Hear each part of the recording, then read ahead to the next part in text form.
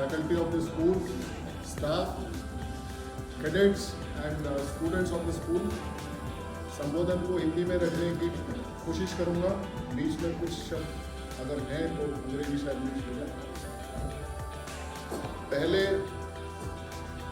मैं कैडेट्स को अभिनंदन देना चाहूँगा कि आप लोगों ने एनसीसी एनरोल करना चूज किया। आज का मेरा विजिट यानी कि यहाँ आने का दौरे का मकसद था एक एनुअल परफॉर्मेंस अप्रेजल होता है, यानी कि संस्था में हमने जो एनसीसी दी है, जो एक गाइडलाइंस हैं उनको फॉलो किया जा रहा है नहीं किया जा रहा है, उसको हम बेहतर कैसे बना सकते हैं, कैडेट्स के इम्प्रूवमेंट के लिए हम और क्या कर सकते हैं। अल्टीमेटली हमारा जो ह्यूमन रिसोर्स पूल है, मानव संसाधन है, वो आप कैडेट्स हैं। तो इन कैडेट्स की बेहतरी के लिए ही, चाहे वो स्कूल है चाहे एनसीसी है, सबका लक्ष्य एक ही है कि जो हमारे सामने स्टूडेंट या कैडेट बैठा हुआ है या बैठी हुई है, उसको हम एक देश का अच्छा नागरिक बना सकें और उसको एक हम अच्छा फ्यूचर दे सकें, जो कि आप हमारे देश का भविष्य। तो भविष्य के निर्माण में हमारा भी एनसीसी का योगदान, स्कूल का अपना योगदान है।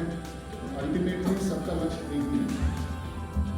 ज़्यादा समय नहीं लूँगा, मेरा समय यहाँ आने का निर्धारित तकरीबन 10:30-11 के आसपास था, लेकिन दिनेश जी को जैसे मैंने सूचित किया था, मेरी यूनिट के जो पहले संस्थापक सीओ साहब थे, वो यूनिट में आज पधारे हुए थे 9 साल बाद। तो उस विजिट को कंडक्ट करा के यहाँ आने में मुझे समय लगा और उस समय के कारण आप लोगों को हुई असुविधा के लिए आई रिग्रेट, खेद है। लेकिन आप सबसे मैं ये उम्मीद करता हूँ कि जिन बच्चों ने एनसीसी ली है, आमतौर पे जब सीनियर डिवीजन के एनरोलमेंट में मैं जाता हूँ इंस्टीट्यूशंस में, मेरा प्रयास रहता है कि कैडेट्स की सिलेक्शन होने के बाद हर एक कैडेट से एनरोल होने से पहले मैं कोशिश करता हूँ कि मैं